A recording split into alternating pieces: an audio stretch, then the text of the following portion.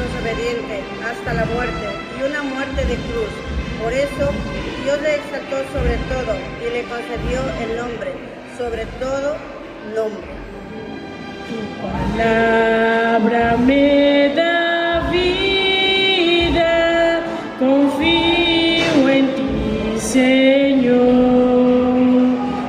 Tu palabra es eterna, en ella esperaré.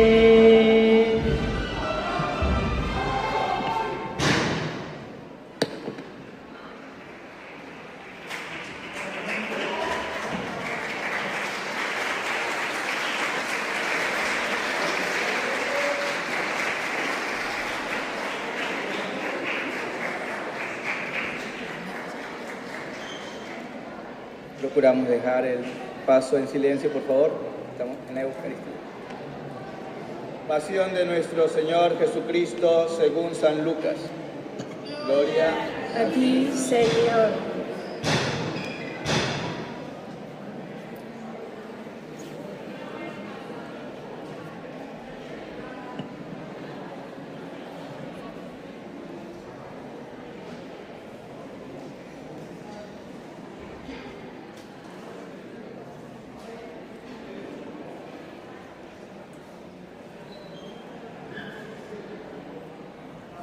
Cuando llegó la hora, se sentó a la mesa y los apóstoles con él y les dijo: ardientemente he deseado comer esta Pascua con vosotros antes de padecer, porque os digo que ya no la volveré a comer hasta que se cumpla en el reino de Dios.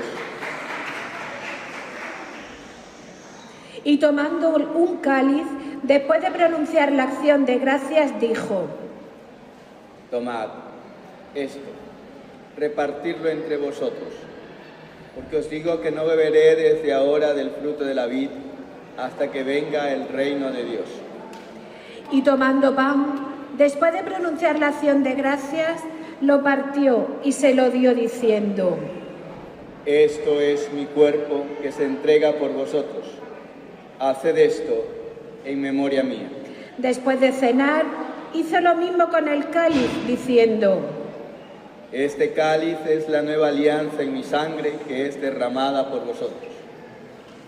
Pero mirad, la mano del que me entrega está conmigo en la mesa. Porque el Hijo del Hombre se va según lo establecido, pero ay de aquel hombre por quien es entregado. Ellos empezaron a preguntarse unos a otros sobre quién de ellos podía ser el que iba a hacer esto.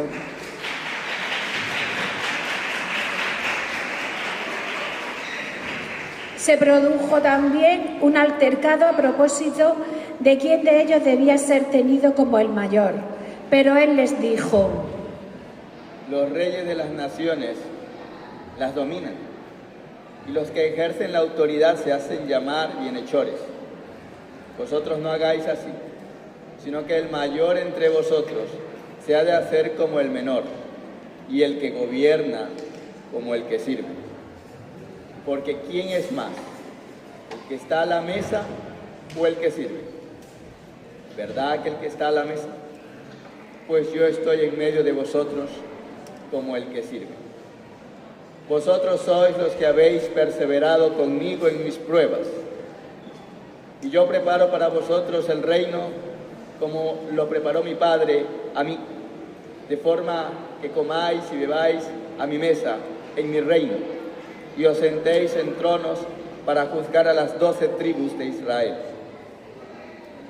Simón, Simón, mira que Satanás os ha reclamado para cribaros como trigo, pero yo he pedido por ti para que tu fe no se apague, y tú, cuando te hayas convertido, confirma a tus hermanos. Él le dijo: Señor, contigo estoy dispuesto a ir incluso al cáncer y a la muerte. Pero él le dijo: te digo, Pedro, que no cantará hoy el gallo antes de que 3 veces hayas negado conocerme. Y les dijo: cuando os envié sin bolsa, ni alforja, ni sandalias, ¿Os faltó algo? Dijeron. Nada. Jesús añadió. Pero ahora el que tenga bolsa, que la lleve consigo, y lo mismo la alforja. Y el que no tenga espada, que venda su manto y compre una. Porque os digo que es necesario que se cumpla en mí lo que está escrito. Fue contado entre los pecadores, pues lo que se refiere a mí, toca a su fin. Ellos dijeron. Señor, aquí hay 2 espadas. Él le dijo. Basta. Salió y se encaminó como de costumbre al monte de los Olivos, y lo siguieron los discípulos. Al llegar al sitio les dijo. Orad, para no caer en tentación. Y se apartó de ellos como a un tiro de piedra, y arrodillado oraba diciendo. Padre, si quieres, aparta de mí este cáliz, pero que no se haga mi voluntad, sino la tuya. Y se le apareció un ángel del cielo que lo confortaba. En medio de su angustia, oraba con más intensidad, y le entró un sudor que caía hasta el suelo, como si fueran gotas espesas de sangre. Y levantándose de la oración, fue hacia sus discípulos. Los encontró dormidos por la tristeza, y les dijo. ¿Por qué dormís? Levantaos y orad, para no caer en tentación. Todavía estaba hablando cuando apareció una turba. Iba a la cabeza el llamado Judas, uno de los 12, y se acercó a besar a Jesús. Jesús le dijo. Judas, ¿con un beso entregas al Hijo del Hombre? Viendo los que estaban con él lo que iba a pasar, dijeron. Señor, herimos con la espada. Y uno de ellos hirió al criado del sumo sacerdote y le cortó la oreja derecha. Jesús intervino diciendo. Dejadlo, basta. Y tocándole la oreja lo curó. Jesús dijo a los sumos sacerdotes y a los oficiales del templo y a los ancianos que habían venido contra él. ¿Habéis salido con palos y espadas como en busca de un bandido? Estando a diario en el templo con vosotros, no me prendisteis. Pero esta es vuestra hora y la del poder de las tinieblas. Después de prenderlo, se lo llevaron y lo hicieron entrar en casa del sumo sacerdote. Pedro le seguía desde lejos. Ellos encendieron fuego en medio del patio, se sentaron alrededor y Pedro estaba sentado entre ellos. Al verlo una criada, sentado junto a la lumbre, se le quedó mirando y dijo. También éste estaba con él. Pero él lo negó diciendo. No lo conozco, mujer. Poco después lo vio otro y le dijo. Tú también eres uno de ellos. Pero Pedro replicó. Hombre, no lo soy. Y pasada cosa de una hora, otro insistía diciendo. Sin duda, este también estaba con él, porque es Galileo. Pedro dijo. Hombre, no sé de qué me hablas. Y enseguida, estando todavía él hablando, cantó un gallo. El Señor, volviéndose, le echó una mirada a Pedro, y Pedro se acordó de la palabra que el Señor le había dicho. Antes de que cante hoy el gallo, me negarás 3 veces. Y saliendo afuera, lloró amargamente. Y los hombres que tenían preso a Jesús se burlaban de él, dándole golpes, y tapándole la cara, le preguntaban diciendo. Haz de profeta. ¿Quién te ha pegado? E insultándolo, proferían contra él otras muchas cosas. Cuando se hizo de día, se reunieron los ancianos del pueblo, con los jefes de los sacerdotes y los escribas. Lo condujeron ante su Sanedrín y le dijeron. Si tú eres el Mesías, dínoslo. Él les dijo. Si os lo digo, no lo vais a creer. Y si os pregunto, no me vais a responder. Pero desde ahora el Hijo del Hombre estará sentado a la derecha del poder de Dios. Dijeron todos. Entonces, tú eres el Hijo de Dios. Él les dijo. Vosotros lo decís, yo lo soy. Ellos dijeron. ¿Qué necesidad tenemos ya de testimonios? Nosotros mismos lo hemos oído de su boca. Y levantándose toda la asamblea, lo llevaron a presencia de Pilato. Y se pusieron a acusarlo diciendo: Hemos encontrado que éste anda amotinando a nuestra nación, poniéndose a que se paguen tributos a César, diciendo que él es el Mesías, rey. Pilato le preguntó: ¿Eres tú el rey de los judíos? Él le responde. Tú lo dices. Pilato dijo a los sumos sacerdotes y a la gente: No encuentro ninguna culpa en este hombre. Pero ellos insistían con más fuerza diciendo: Solvianta al pueblo, enseñando por toda Judea, desde que comenzó en Galilea hasta llegar aquí. Pilato, al oírlo, preguntó si el hombre era galileo, y al enterarse de que era de la jurisdicción de Herodes, que estaba precisamente en Jerusalén por aquellos días, se lo remitió. Herodes, al ver a Jesús, se puso muy contento, pues hacía bastante tiempo que deseaba verlo, porque oía hablar de él y esperaba hacerle algún milagro. Le hacía muchas preguntas con abundante verborrea, pero él no le contestó nada. Estaban allí los sumos sacerdotes y los escribas acusándolo con ahínco. Herodes, con sus soldados, lo trató con desprecio y después de burlarse de él, poniéndole una vestidura blanca, se le remitió a Pilato. Aquel mismo día se hicieron amigos entre sí, Herodes y Pilato, porque antes estaban enemistados entre sí. Pilato, después de convocar a los sumos sacerdotes, a los magistrados y al pueblo, les dijo: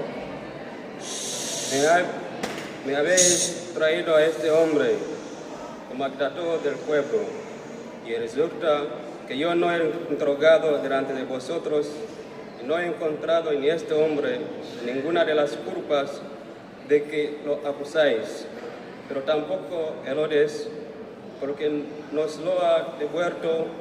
Ya veis que no ha hecho nada digno de muerte, así que le daré un escarmiento y lo soltaré. Ellos vociferaron en masa: Quita en medio a este, suéltanos a Barrabás. Este había sido metido en la cárcel por una revuelta acaecida en la ciudad y un homicidio. Pilato volvió a dirigirles la palabra, queriendo soltar a Jesús, pero ellos seguían gritando. Crucifícalo, crucifícalo. Por tercera vez les dijo: Pues, ¿qué mal ha hecho este? No he encontrado en él ninguna culpa que merezca la muerte, así que le daré un escarmiento y lo soltaré. Pero ellos se le echaban encima, pidiendo a gritos que lo crucificara, e iba creciendo su griterío. Pilato entonces sentenció que se realizara lo que pedían. Soltó al que le reclamaban, al que había metido en la cárcel por revuelta y homicidio, y a Jesús se lo entregó a su voluntad. Mientras lo conducían, echaron mano de un cierto Simón de Cirene, que volvía del campo, y le cargaron la cruz para que la llevase detrás de Jesús. Lo seguía un gentío del pueblo y de mujeres que se golpeaban el pecho y lanzaban lamentos por él. Jesús se volvió hacia ellas y les dijo: Hijas de Jerusalén, no lloréis por mí, llorad por vosotras y por vuestros hijos, porque mirad que vienen días en los que dirán: bienaventuradas las estériles y los vientres que no han dado a luz, y los pechos que no han criado. Entonces empezarán a decirles a los montes: caed sobre nosotros, y a las colinas: cubridnos, porque si esto hacen con el leño verde, ¿qué harán con el seco? Conducían también a otros 2 malhechores para justiciarlos con él. Y cuando llegaron al lugar llamado la Calavera, lo crucificaron allí, y él y a los malhechores, uno a la derecha y otro a la izquierda. Jesús decía: Padre, perdónalos, porque no saben lo que hacen. Hicieron lotes con sus ropas y lo echaron a suertes.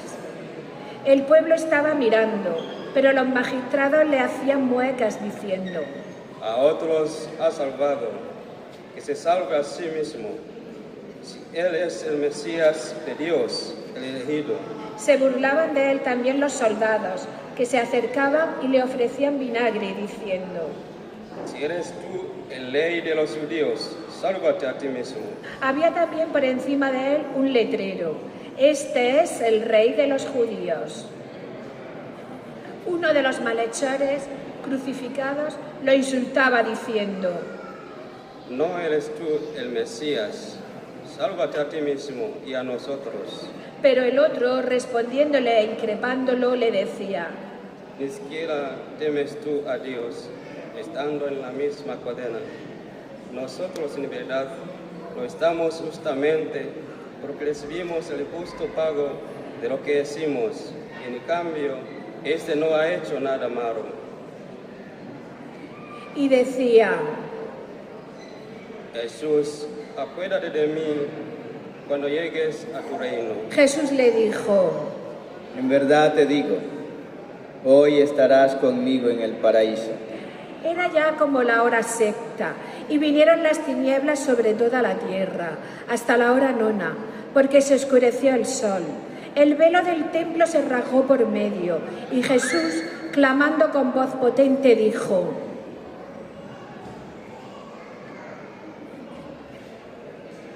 En verdad, Padre, a tus manos encomiendo mi espíritu. Y dicho esto, expiró.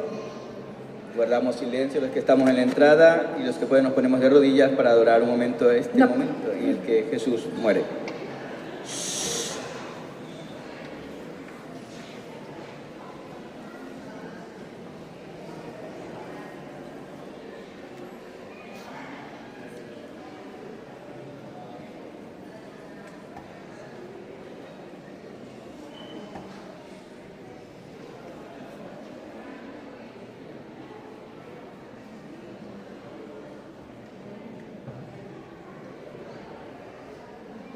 Nos ponemos en pie. El centurión, al ver lo ocurrido, daba gloria a Dios diciendo: Realmente este hombre era justo. Toda la muchedumbre que había concurrido a este espectáculo, al ver las cosas que habían ocurrido, se volvía dándose golpes de pecho. Todos sus conocidos y las mujeres que lo habían seguido después de Galilea se mantenían a distancia, viendo todo esto. Había un hombre llamado José, que era miembro del Sanedrín, hombre bueno y justo. Este no había dado su asentimiento ni a la decisión ni a la actuación de ellos. Era natural de Arimatea, ciudad de los judíos, y aguardaba el reino de Dios. Este acudió a Pilato y le pidió el cuerpo de Jesús, y bajándolo, lo envolvió en una sábana y lo colocó en un sepulcro excavado en la roca, donde nadie había sido puesto todavía. Era el día de la preparación y estaba para empezar el sábado. Las mujeres que lo habían acompañado desde Galilea lo siguieron y vieron el sepulcro y cómo había sido colocado su cuerpo. Al regresar, prepararon aromas y mirra, y el sábado descansaron de acuerdo con el precepto. Palabra del Señor. Tomen asiento un momento.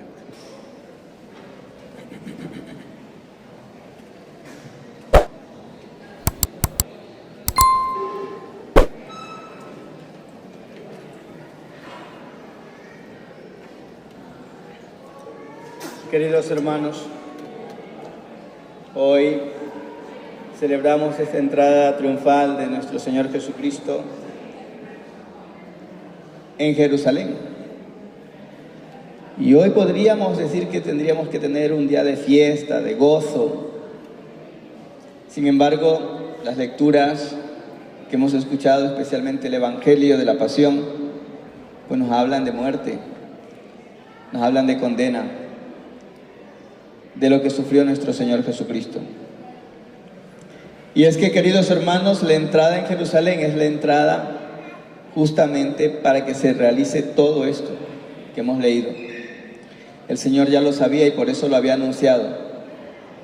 Tenía que ir a Jerusalén y allí el Hijo del Hombre sería apresado, condenado a muerte, crucificado. Pero recuerden que también anunció algo más. Y al tercer día se levantará, resucitará.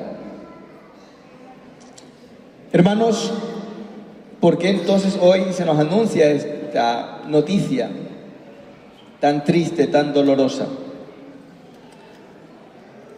Pues para que nos preparemos para celebrar todo este acontecimiento pascual. Para entenderlo mejor, imagínate que tienes un familiar en el hospital enfermo y el médico te dice, le quedan pocos días, máximo 3, 4 días y fallecerá, así que debéis prepararos. Pues hoy es lo que nos están anunciando.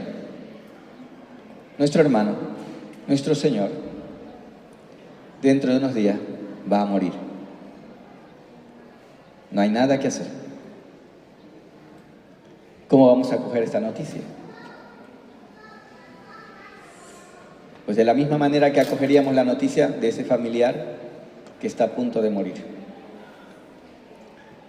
Nos sumergiríamos en el dolor, en la tristeza. Entonces estaríamos comprendiendo lo que sintió María al ver a su hijo apresado y que unos días anteriores le había dicho, madre, ha empezado ya, ha llegado la hora.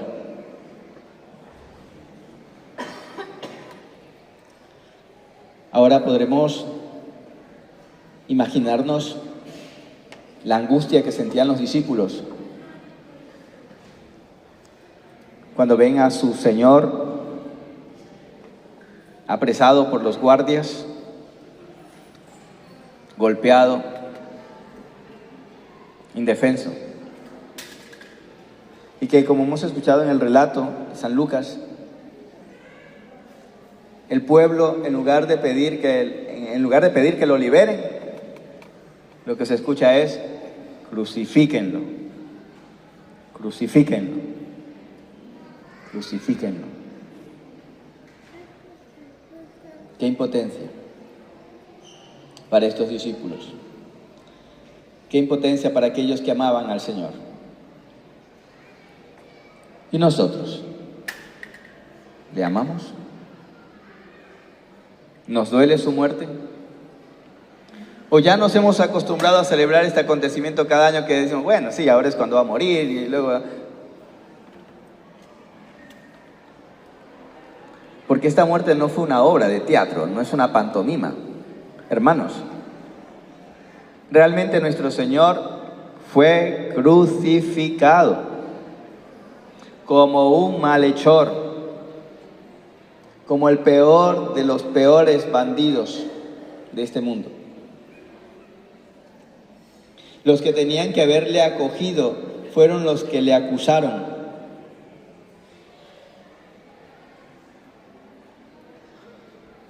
Hermanos, hemos escuchado el momento en el que Judas Iscariote lo entrega y le dice a Jesús, Judas, con un beso entregas al Hijo del Hombre. Un beso. Hermanos, un beso es un gesto de amor. Es un gesto de amor. Pero aquí se convierte en un gesto de traición, de engaño. ¿Cómo vamos a acoger este mensaje?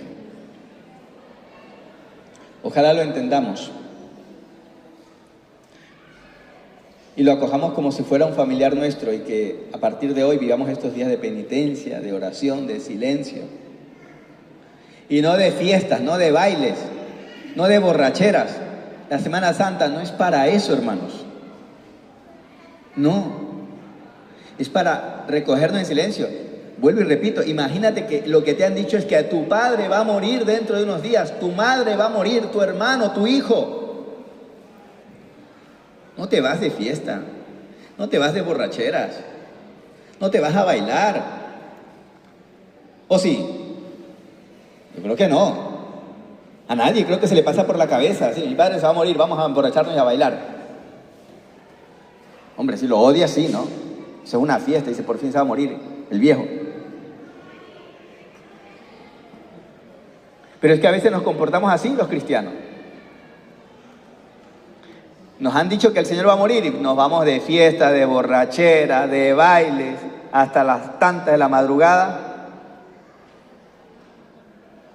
Y tú dices, ¿pero habrán comprendido qué es lo que vamos a celebrar? ¿Lo habrán entendido? ¿Estos cristianos realmente amarán al Señor? ¿Pero son cristianos o son estos judíos que están crucificando a Jesús? ¿Quiénes son?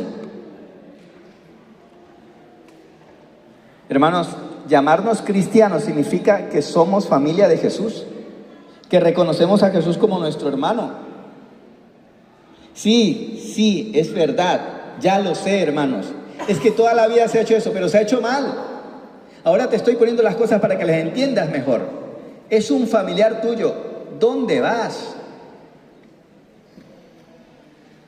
Yo cuando estaba allí de capellán en Huercalovera, pues recuerdo una familia, ¿no?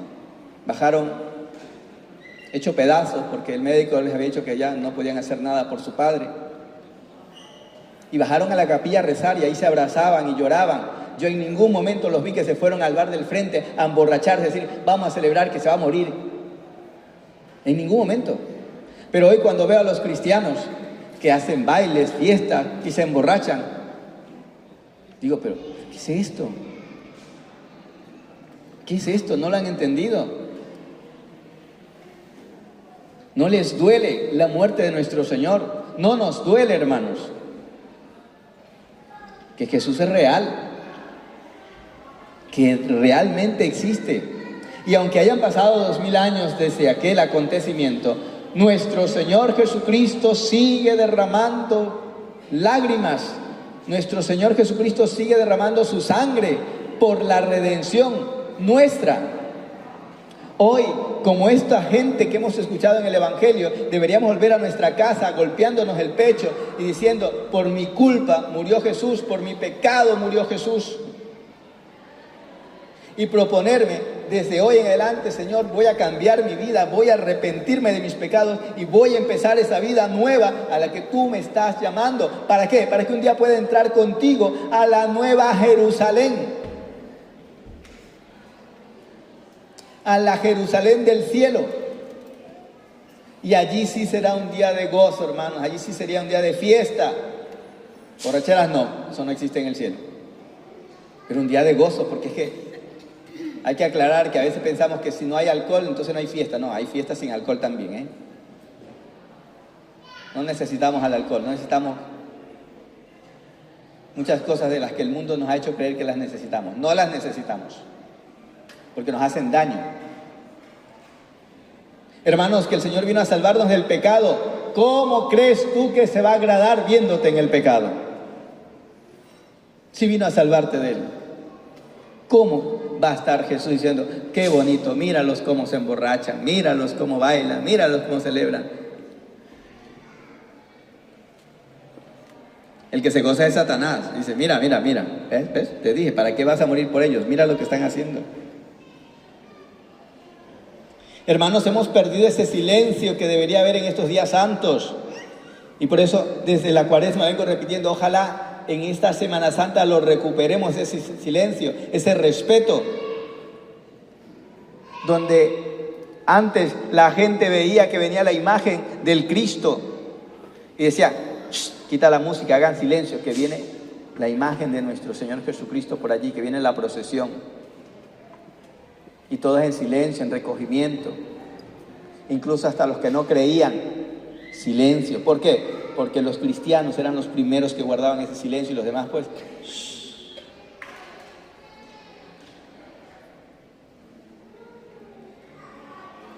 Ayer me preguntaba alguien, padre, en un pueblo X hay unas procesiones y ahí la gente se insulta y se pelean unos grupos con otros. ¿Eso qué es? Eso es de Dios. ¿Cómo va a ser de Dios eso, hijo? ¿Pero por qué lo hacen? Porque no han escuchado el Evangelio. No han creído en el Evangelio todavía. Y por eso se insultan, se pelean unos a otros y dividen a Cristo como si Cristo fuera 2, 3, ¿no? Recuerdo en algún pueblo, cuando llegué recién a España, me dijeron, padre, te tienes que venir a nuestra hermandad. Digo, no sé si ya voy a ir, ya les dije a los otros que voy a ir. Dice, no, a esa no, a la nuestra. Digo, ¿y por qué? Dice, porque nuestro Cristo es el mejor. Digo, ¿y el otro Cristo quién es? ¿Quién es ese otro? ¿Barrabás o qué? Si Cristo es uno solo, hermanos. Por eso yo les digo siempre a nuestras hermandades aquí en nuestro pueblo, en Semana Santa no existe ni paso negro, ni paso morado, ni paso rojo. Todos somos un solo grupo. Es un pueblo que sale a manifestar su fe a las calles y no hay ni uno más ni uno menos, sino que todos somos iguales porque vamos representando la fe en ese Cristo que es uno solo. Como dice San Pablo, un solo Señor, una sola fe, un solo bautismo. La Virgen María es la misma. Las advocaciones distintas, pero María es la misma. ¿Cómo se va a sentir la Virgen contento o el Señor contento viendo a hermanos enfrentándose porque dicen que el uno es mejor que el otro? En Semana Santa, todos somos uno. Es la oración de Jesús. Padre, que todos sean uno como tú y yo somos uno. ¿Para qué? Para que el mundo crea. Entonces, en estos pueblos que hay por otros sitios donde se pelean en las procesiones, se matan vivos, se insultan, ¿cómo se van los que van a ese pueblo a ver esas procesiones? Se van decepcionados. Dice, pero estos son los cristianos. Esto realmente es la fe. Por eso, en esta Semana Santa, nuestro pueblo tiene que vivir esa unidad, tiene que vivir ese silencio, ese recogimiento, porque el que va a morir es nuestro hermano y nos tiene que doler. Hermanos, nos tiene que doler la muerte de Jesucristo. Si no te duele, es porque no crees en Él, es porque no le amas. ¿Amén? ¿Lo entendéis o no? Así que, hermanos, estos días de Semana Santa, procuremos vivir ese silencio, ese recogimiento, ¿sí? Que no estemos hasta las 3, 4 de la mañana por ahí la música y el baile, que eso es triste y doloroso, que a las 4 de la mañana, que no puedes dormir por la bulla que te hacen por allí, solo escuches, llegando está el carnaval, sí, carnaval para ellos, para nosotros esto no es ningún carnaval. Esto es el sufrimiento de Cristo por nuestra salvación, hermanos. Y para carnavales ya hay tiempo, pero en Semana Santa, hoy que todo el mundo habla de esos derechos, pues tenemos derecho los cristianos a vivir nuestra Semana Santa santamente. ¿Amén? Amén. Y eso depende de vosotros, los cristianos, de vosotros, los que venís a misa, de vosotros los que procesionáis, de vosotros decir, no, es que esto no es la Semana Santa, es que esto no es lo que yo represento. Es que esto no es lo que la Iglesia me pide que yo viva en este tiempo. Se dice Semana Santa, para que vivamos santamente estos días. ¿Amén? ¿Lo habéis entendido? ¿Y qué hacemos con la gente que hace todas estas cosas? Pues no apoyarles, rezar por ellos.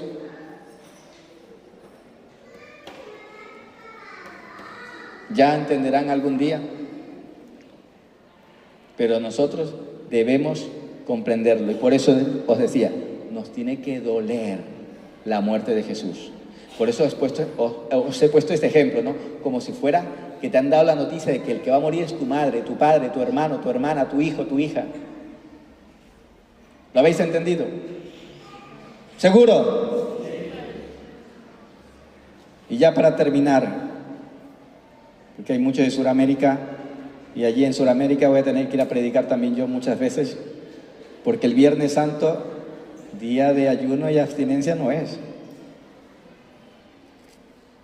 Con la fanesca y todas las cosas que se hacen, la comelona que hay, eso no es día de ayuno, de abstinencia. Padre, es que siempre lo hemos hecho así. Pues lo hemos hecho mal, habrá que cambiarlo. El Viernes Santo es día de ayuno y abstinencia. Ese día no se come, ese día se reza, que no solo de pan vive el hombre, dijo el Señor, sino de toda palabra que sale de la boca de Dios. A ver si este Viernes Santo, pues ya las humitas y todas esas cosas que se preparan, y colada morada y verde y de todo lo que sea, las dejamos para otro día. Pero Padre, nos está quitando nuestras tradiciones. Vamos a sanar esas tradiciones, ¿por qué no? Vamos a centrarnos en lo que tenemos que centrarnos. Hermanos, vuelvo y te pongo el ejemplo. Si tu padre se va a morir, no te da hambre, se te quita el hambre. ¿O no? ¿O no? Pregunto. Te enteras que tu madre se va a morir y no estás comiendo. Más bien hay que decir, come algo. No, no tengo hambre, no tengo apetito. Hermanos, que el que va a morir es Jesús, nuestro hermano. Dejémonos de comelonas y borrachera. Vamos a hacer un día de ayuno, bien hecho. ¿Amén? ¿Sí o sí? No hay no, ¿eh? ¿Sí o sí? Vamos a hacerlo bien. Y veréis qué grande es el Señor. Y veréis qué grande es el Señor. Ojalá que nos duela. Que esta Semana Santa nos duela. Termino con esto. Hace unos años, con un grupo de niños, veíamos La Pasión de Cristo, la película Rey de Reyes. Y cuando terminamos la película, pues uno de los niños decía, ¡ay, qué rabia me tengo! Decía, ¿cómo me gustaría estar allí para defender a Jesús y no dejar que esos soldados le peguen, que esos soldados lo condenen a muerte? ¿Cómo me gustaría estar allí? Yo que defendería a Jesús, les caería a puñetazo a todos, decía este niño. Y yo le decía, muy bien, me gusta que te duela, pero eso que estás diciendo lo puedes hacer. O evitar que suceda. Y el niño me preguntó, ¿y cómo? Pues no haciéndole tú eso a los demás. No tratando mal a los demás. Porque dice Jesús, todo lo que haces con uno de estos hermanos, a mí me lo haces. Y el niño lo comprendió. Dijo, no estoy allí, pero es verdad, todavía puedo hacer cosas por el Señor. Así que esta mañana te pregunto, ¿qué puedes hacer tú por el Señor en esta Semana Santa? ¿Qué puedes hacer?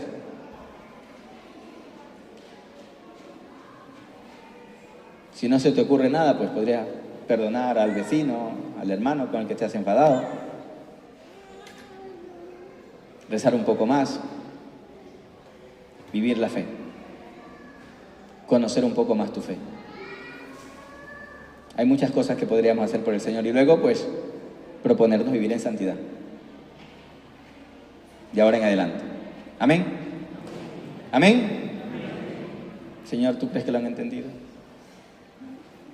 Esperemos que sí. Nos ponemos en pie. Creo en Dios Padre Todopoderoso,